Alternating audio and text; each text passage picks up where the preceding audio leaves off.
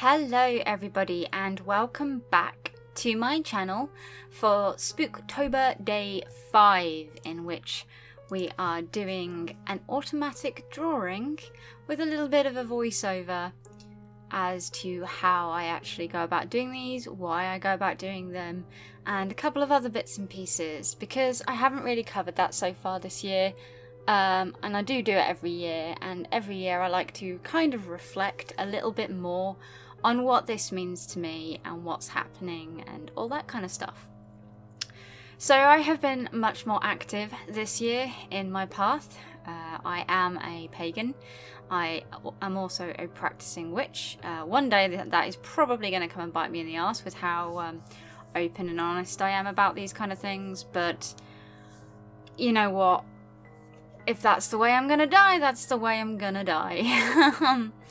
I'm gonna take a lot of you with me. And on that morbid note, yes, so this is kind of a mix of a recap of my feelings of my craft over the last year, a couple of bits and pieces about automatic drawing and why I found it so useful and how I use it in my craft now, and a couple of other things just that happen to pop to mind. It's basically going to be a stream of consciousness for the entirety of this drawing.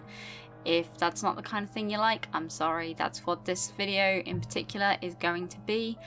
I don't like just sitting and watching people draw with music over the top. I do like people to explain to me why they're doing what they're doing and all that kind of stuff. That way you can watch the art or you can listen to my voice, whichever is better for yourself. So let's start. This year, like I said, I've been much more active in my path. I have been trying to devote half an hour a day to my what's called a year in a day training. Now, unfortunately, due to circumstances, I'm not going to say COVID, because COVID actually helped me this year with that. I have not kept up as much as I would like. It's mostly changing jobs, depression, a couple of other things that I've really been needing to sort out that just haven't quite happened the way they should. Like I said, COVID was really good because I made time every day during the lockdown to sit down and read my books. I haven't done that much spell work this year. I've only done a couple of rituals. I feel bad because recently, the most recent one, which was September the 21st, called Mabon, I did absolutely nothing for the equinox because I was too tired. My new job has kind of curtailed certain things about my path, but at the same time it's something to grow and get used to. The full moon was an interesting experience for me at my new job. At my old job no one really cared and no one really questioned me, but at the new job they're a lot more judgmental, I suppose is the term, but not necessarily in a bad way. It's just learning and growing and trying to figure things out. Next full moon I'll probably be a lot better, because I only need to wear my scarf for one day again. So yes, it's something I've got to get used to. So yes, I'm behind on my year in a day training, which is not great for me, but I do feel that I'm in a better place with my religious beliefs and my path than I have been for a very long time. This doesn't mean that I'm going to stop, of course. It means, if anything, I should probably be looking at doing it more than I have in the last couple of years. I am obviously doing more work for my October videos this year than I have last year already. It's not just a bunch of horror-based video games because I have no other footage.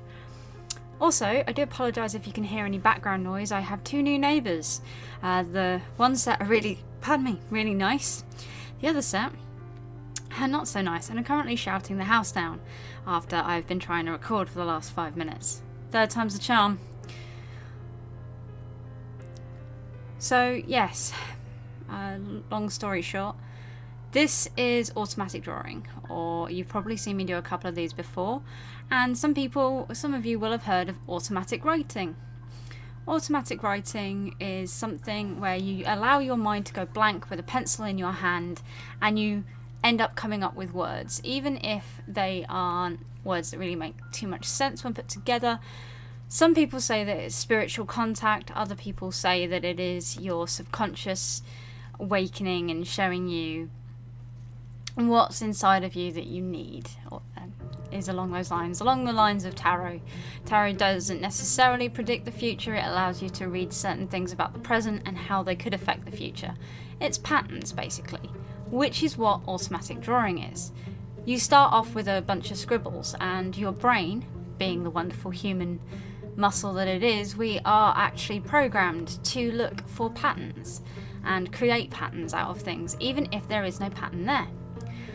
We find faces in things like toast and tree roots and all that kind of stuff, which is why I think I've been struggling with automatic drawings being anything but people or animals, because 9 times out of 10 that is what our brain is programmed to actually see.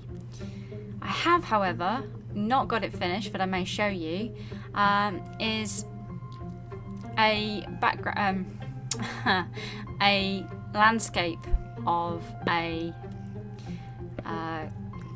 lighthouse. That's the word I'm looking for. I feel like I'm stuttering and mumbling a lot. This isn't going to be a good voiceover. I apologise, I've tried my best. So, as I said, this is an automatic drawing, but why is this particular one so important? Why am I making a video about this one? There are 2 reasons. The first is that I have a Patreon that requests that whenever I do any speed videos like this, that I dedicate that to him. So, quick shout out to Andrew Riley, and that's all I'm going to say about that. This is one of his videos. And the second is that I have been bullet journaling this year an awful lot to help me keep up with my path. I did say that this would come back around to it eventually. Every year you have supposedly a tarot card that represents what you are going to face in that year. And I think I speak for everybody when I say 2020 was not the year that I imagined it was going to be. There have been some incredible ups and some incredible lows for everybody, I think. This year has definitely been about finding the strength within to just carry on and find a way of dealing with things, not necessarily even on your own. From what I hope you can gather from what I'm saying, that my card that I ended up drawing and finding numerically for this year is the Strength card. Typically it's yes, about strength, about finding that inner warrior within, or in the case of this drawing, just being someone who understands the situation and has the ability and the strength to deal with what is going on. You don't necessarily need to fight through everything. Sometimes it is just being the one who can listen and understand and calm the situation, which is what I think comes out in this particular drawing. But I'm not gonna lie, when it did come out as the Strength card, I was really shocked.